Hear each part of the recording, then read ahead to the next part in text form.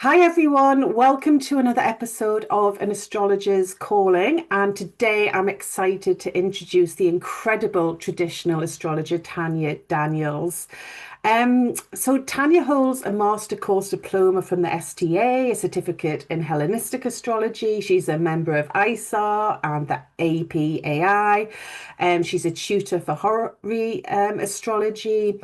And she also has a degree in business administration. And I'm sure the list doesn't end there. I'm sure it doesn't.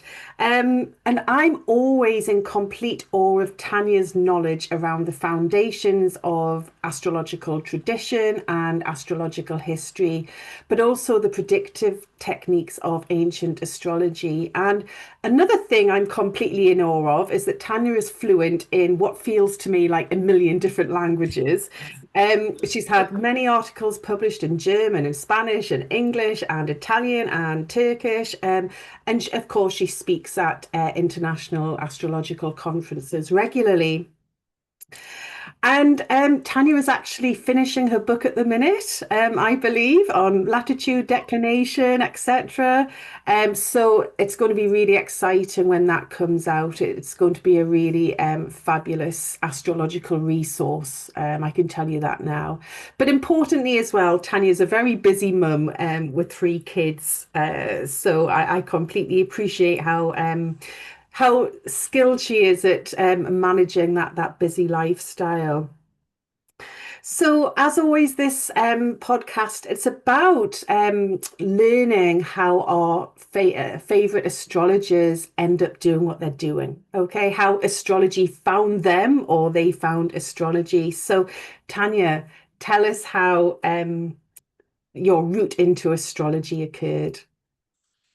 Yeah, thanks for inviting me, first of all. I think that's a very interesting format here and to get to know, the background of the astrologers, and not so much their techniques and, knowledge, but their proper, like, personal path. So, yes, it's very interesting. And I have listened to several podcasts you have already done. So, yeah, my path started just before my first, well, my Saturn return.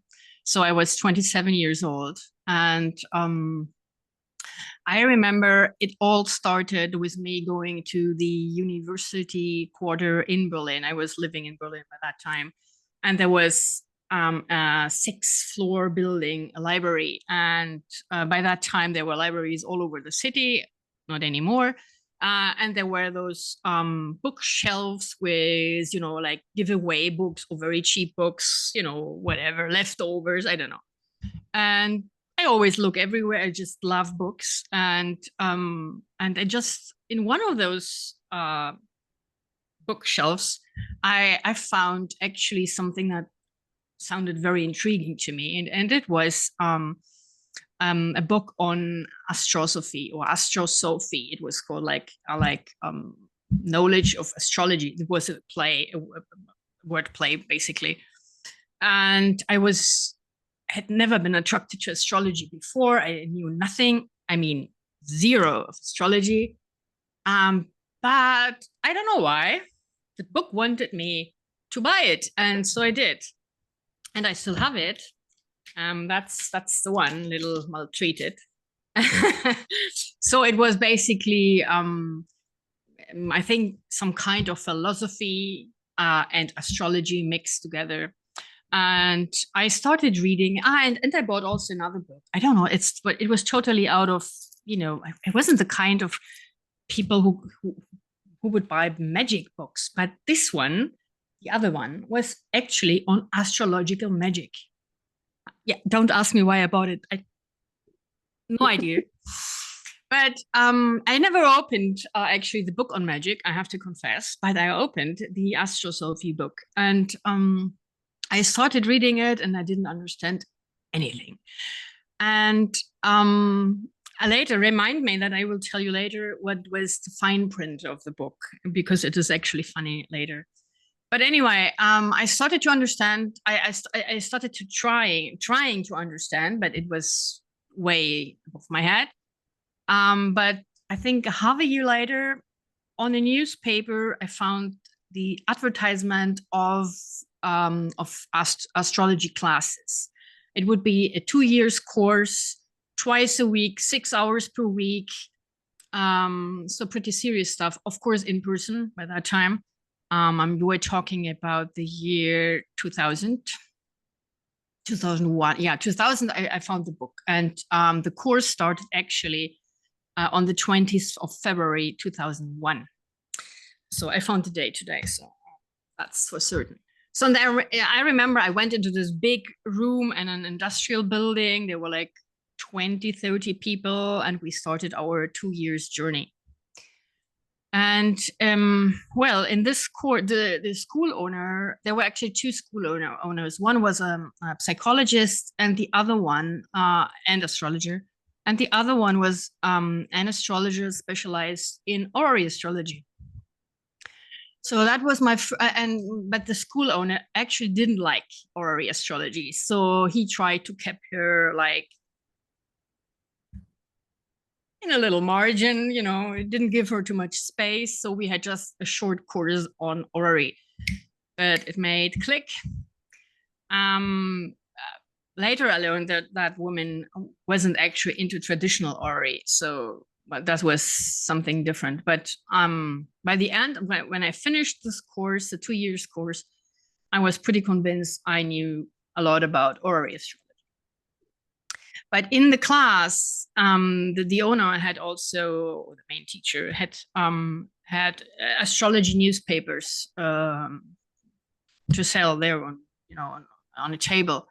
And one was the major German magazine where then later I would write a lot, would publish my own articles. But the other one was the TMA, so the Mountain Astrologer. And so I got a subscription. And for years, I had a subscription of the Mountain Astrologers. And this was actually the place where I first read articles about orary astrology written by Deborah Holding. Anyway, when I signed the contract for this 2 years course, the owner told me, okay, in 2 years' time, your life will change a lot. Now I know he looked at my Saturn return, of course. I can tell you my life changed really a lot. Yeah. So, but anyway, 2 years later, I completely changed my life, changed the country, went to live in Italy, and I started to study on my own some all modern authors, from Sasportas to Green to Arroyo to Forrest. Give me a name and I've studied them all. So this was and by the time I translated books, I translated astrology books, and I also got into I studied Feng Shui, I studied Ayurveda, and well, I got 3 kids. That's in the incredible. meantime, I also studied. Incredible. Yeah, well, it's not really that you can do very much with 3 kids. And by 2009, I finally managed to get into Deborah Holding's master course class. So I thought, okay, I have already studied orary. I'm not a beginner, and she accepted me in the master course, only to learn that that I had absolutely no knowledge of traditional astrology, like 0. So it was a very cold shower to me, because I mean it literally, I had to forget piece by piece everything that I had learned before, and start over again. And so while usually people got into that class only when they had a previous course, like the foundation course, successfully completed, I got into that class without it. So I had to do a lot by my own, a lot of reading, a lot of studying. But this was my cold shower into traditional astrology. So, and it was really a journey, and it was a hard time to dislearn many things. Yeah, it can be harder to unlearn something than to learn something new. That's a challenge. Exactly. It was really hard to to unlearn many things, like the astrological alphabet, which doesn't make sense in Ori. Oh, so many things. And of course, in her Ori course, no outer planets were admitted. Mhm. While I had worked with them before that, I should tell you. Yeah, yeah, But yeah. I got rid of them. And yeah, well, that was, and I studied, I was tutored only by her. So I had her as my personal tutor, which was, of course, absolutely great. Yeah. And yeah, and then I studied several years with her because she fell ill and the course was a little longer than it was actually planned. So I think I finished in early 2014, something like that. And yeah, this was when I got actually into consulting. So I started Orary Consulting, and I published a lot. I really a lot on my blog, on Mm. national papers, and well, I was lucky enough to speak several languages and to write them, so it was pretty easy to Yeah, get. which to me, so I'm not really fluent in any language. I've got bits of languages, but I'm not fluent. So to be able to write articles in a different language to me is just incredible. Yeah, I had at first my homepage also in three languages, Mhm. but then it was just so much work to translate everything, and I got so tired of translating myself. I mean, once I had an article written, then for me it's that I finish, I go on with something different. Yeah, But to translate all this stuff again into another language, it was yeah, not fun for me. It was just work, so I stopped yeah, it. I didn't want yeah. to do it. Yeah. But if we return to the beginning of your story, it's just incredible that one book in a bookshop or a library can change your Yeah, it life. was not. I should add that detail. It was not just one book. It was not a book. It was one chapter of that book, and that chapter was actually about the astrology in Leonardo da Vinci's Last Supper. And Wow. that was what brought me to astrology. And I always say it was Leonardo da Vinci who brought me to that because it was a description of, well, everybody knows more or less the painting, right? The 12 apostles with Jesus in the Yeah, center. And it looks like just another religious painting. And nobody knows that is actually an astrological manifest. yeah. So if you know the key, to start on the right side, and the right apostle is why the right side? Because the sun falls into the room from the left side, and the ray hits the man on the right side. So the right man, the man on the right, represents Aries, which is of course the first astrological sign.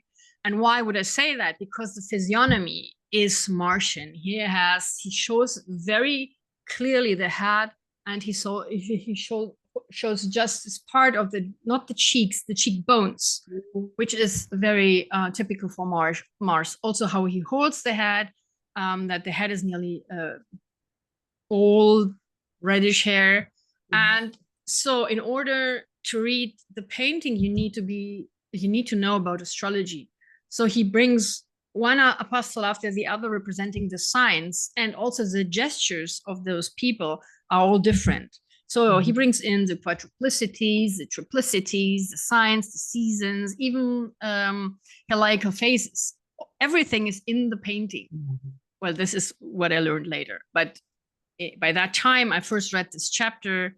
It was just so intriguing to me that somebody like Leonardo da Vinci, such a famous polymath or just genius, would be interested in something so strange as astrology.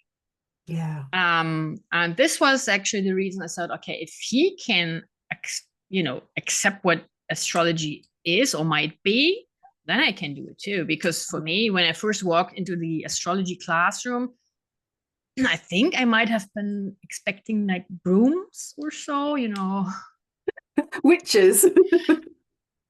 I think I was a little nervous before my first class. I was really expecting Yeah, something yeah, yeah, dark, yeah. maybe dangerous.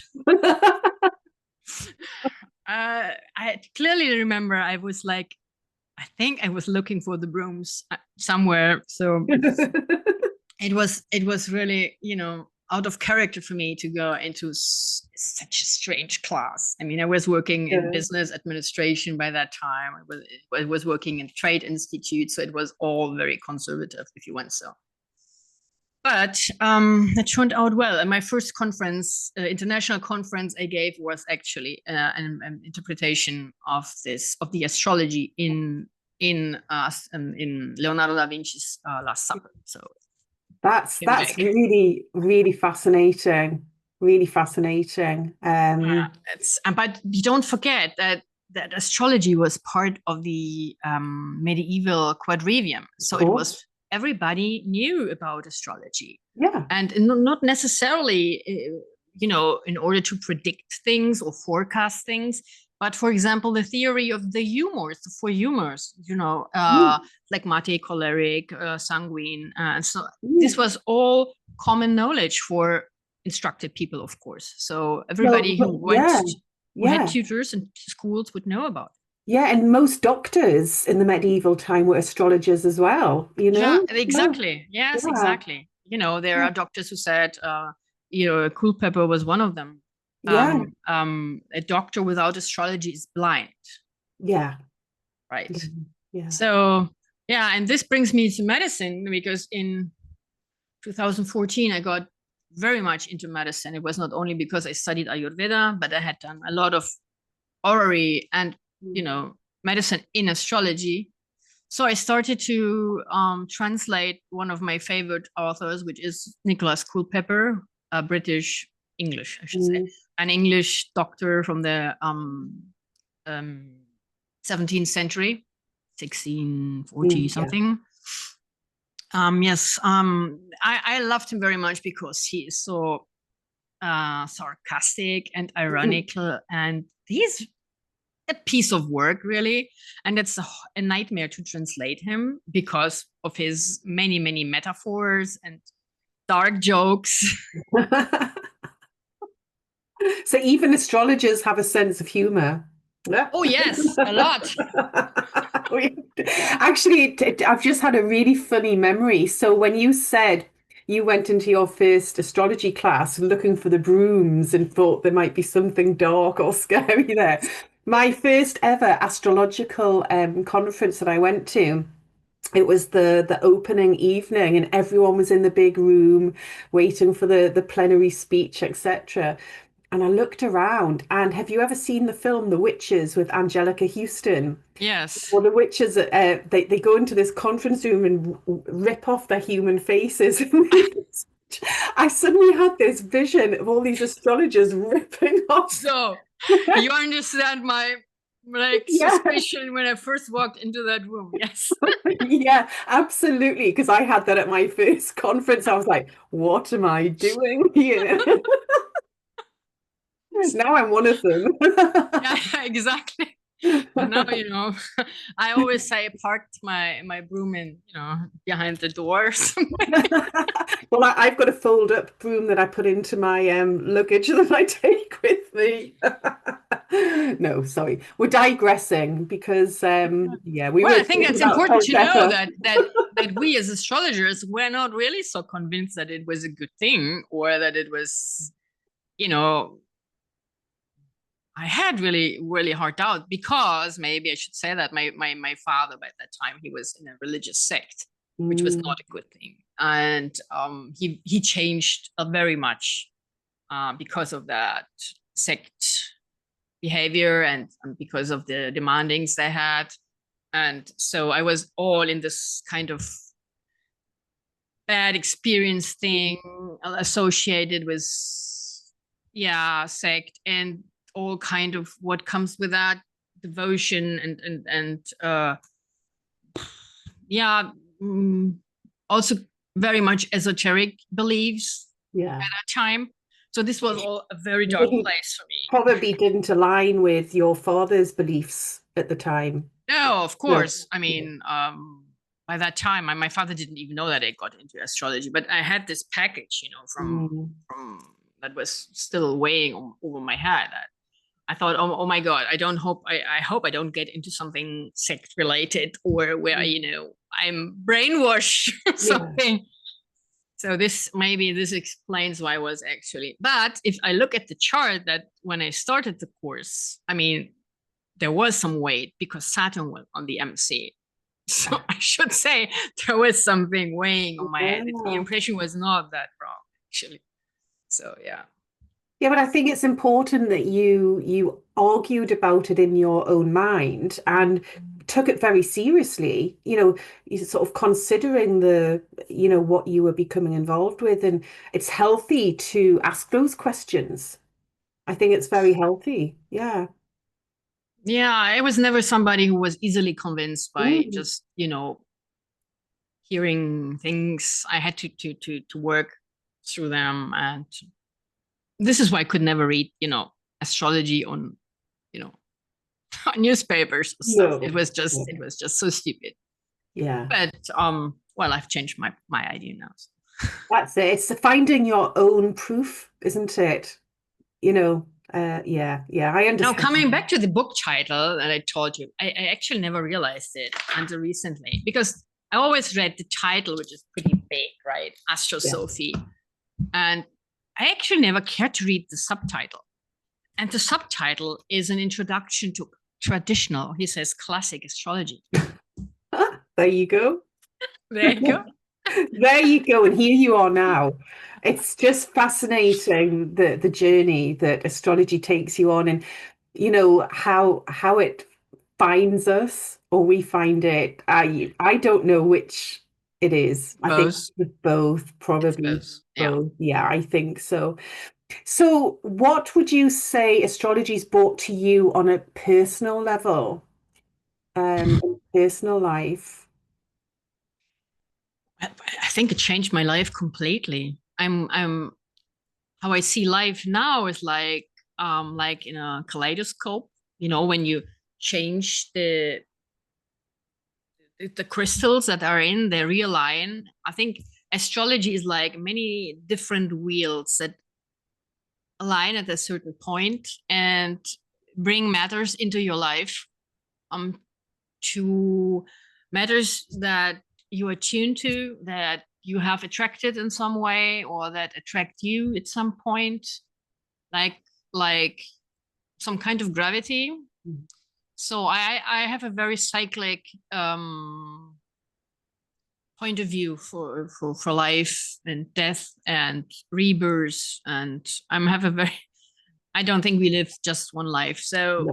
this is, I think, in very, very large time frames, usually, which is also a problem when you start writing a book and you go back 30,000, 4,000 years. So, yeah, but this is what I see, and I see alignments of humors and how how the moon in a windy sign and in an air sign changes how I perceive my environment, or how it influences when I cook. Try to fry something with the moon in an air in a water sign. It will get mushy. So I applied it for a long time for everything that I did. Frying with water, and you're looking like you maybe you haven't tried this. I tried it a lot of times. It gets, when you have something crispy when Mhm. you fry it and it gets really nice Yeah, crispy. This will never happen when the moon is in a water sign. So which makes sense. Makes complete sense. Yeah, yeah, yeah. because it will absorb more water and then Yeah. won't get, yeah. And I used it in the garden, and of course for medicine. I was very much involved in all this. So yeah, and it changed my life because I started writing for newspapers, magazines, my own blog, which is now a little bit neglected because I'm doing just my book. Mm. um yeah, it changed in many ways. So I started teaching, I started traveling not around the world really, but around Europe, which is already a lot. So Yeah, fascinating. that's So it's impacted every area of your life. And I think once you come into astrology, it's strange thinking about life before astrology. yeah, but I was already very, very much into energy work before Yeah, that. yeah. I was into dream working and stuff. So, which is actually now I'm asking myself why I was so afraid of astrology. It was just another branch of what I was already doing. But I think it was because of the sect thing of my father there. But Yeah. so yeah, it changes completely. Other people talk to you and you think, okay, yes, this looks very Saturnian to me, or this looks very Mercurian, or Yeah. is there some retrograde planet or stuff? Yeah. Yeah. Yeah. Yeah. And Yeah. of course, I had nobody to share all this. Yeah. I had my family was afraid. My mother, I remember when I read her chart, uh, she didn't ask me for it, so it was I should not. Now today I wouldn't do it. But Yeah. by that time I thought I was already a professional astrologer after half a year of course or something like that. So and yeah, she didn't want to know, and she didn't want to hear anything like what would happen to her stuff. So and then I stopped it. It was just I saw a big wall which I shouldn't Yeah. trespass. So this was also a major thing. I think I needed years to tell out aloud I was actually an astrologer Yeah. without Yeah. feeling completely ridiculous. Yeah. I mean, you have a similar background working for companies. This is different Yeah. when you go always in a suit to your job, and I had to. I dealt with bankers and Mhm. yeah, businessmen and stuff. So you wouldn't mention the word astrology. Yeah. No way. So it cost Yeah. me. Yeah. Yeah. It took me a long time to come out, if you Yeah, like, yeah, that's as it. That's it. as an astrologer, and sort of have my name on a website that was an astrology website. Yeah. So I totally understand that. But it happens when it's right for us, Yeah, I yeah. think, and just when everything's aligned. So, Tanya, tell me about your typical working day. If you have a typical working day. Yes. Well, in when school is, of course, I will wake up at 6, have my kids' breakfast, and then clean a little bit the house and start my day. And then I have 1 hour of reading. This is something that I imposed myself. Never get to work right away, just do 1 hour reading. Problem is, when I read books, I usually come up writing about it. I mean, articles about it. It's very hard to me just to read and not to write about it, and which is very destructive. Also, if I read a book, I always research all the quotes. I go and read all side stuff. And I don't read novels. I mean, I don't ever read novels. I mean, I read always very complicated stuff. So, yeah, a few days ago, I found reading my book, which was, yeah, a book, not astrology. And then I ended up reading, I don't know how many chapter in the Avesta, which is, or Avesta, which is called the Zoroastrian Bible, if you want so. So, it is, so I have to impose myself limits. I work just Yeah. 1 hour on my book, which means Yeah. probably 100 side reads or so. Yeah. And usually end up buying a lot of books in this way too. Yeah. Yeah, well, and then I start at 9, and usually work until midnight. Yeah. Yeah, Wow. well, with cooking for kids and stuff, Yeah, but fitting the usually I have yeah. weekends included, so I have no free time. Yeah. I don't do free time. No. Usually. Always busy. Always Always busy. busy, but Always I thinking. just love research. It Yeah. just give me books and I'm happy. Give Yeah. me a new topic that I'm so curious about. And there are so many. It's just Yeah. I mean, Yeah. I would bring books to the beach and Yeah. couldn't be without books. No, no, no, I understand that. And hard, like proper paper books. Yes. Yeah, Yeah. because I don't imagine Books. you being a Kindle person, reading a book I on. have a Kindle, Oh, but yeah. no, I have already my eyes on the screen all the time. So I Yeah. use it only when I travel or when you can't really get any book in Yeah. a print version, because that's the next problem. The books that I read are really expensive. Yeah. I Yeah. mean, I read like Brill books that are like 150 easy. Yeah. Yeah. So, and that's the next thing. I have to try to find them used or on other platforms, and if not, on PDF. Yeah. So I have really many, many, many PDFs, and yeah, I prefer just hard copies, or at least paper copies. Yeah. Yeah. Exactly. Also, So they leave a sign. You can cancel so easy a PDF. It's just not the same. So no, I'm the this is same. why my book will come out as a hard print, not just. When it's ready, it will be amazing. We all know that. It will be Yeah, hopefully, incredible. hopefully, Yeah, hopefully. absolutely. So, Tanya, do you have any funny astrological stories or funny transit stories that you'd like to share, or just anything? Funny transit stories. Well, Mm. my transit stories are not funny because they usually involve Saturn. So Saturn Well, return, that was not funny at all. But this is how you learn astrology. I mean, it gave me, I don't want to go in the details because they are really not funny, but it teaches you actually how precisely astrology works. I mean, some have very nice Venus transits, but in my case, Saturn is the strongest planet in my chart, if I want it or if I don't want it. So, Yeah. but it's angular and it's a malefic. So my Saturn transits were not nice, but I am one of those people who actually likes Saturn, Mhm. and I'm very grateful to Saturn because at my first Saturn return, everything broke apart. People died.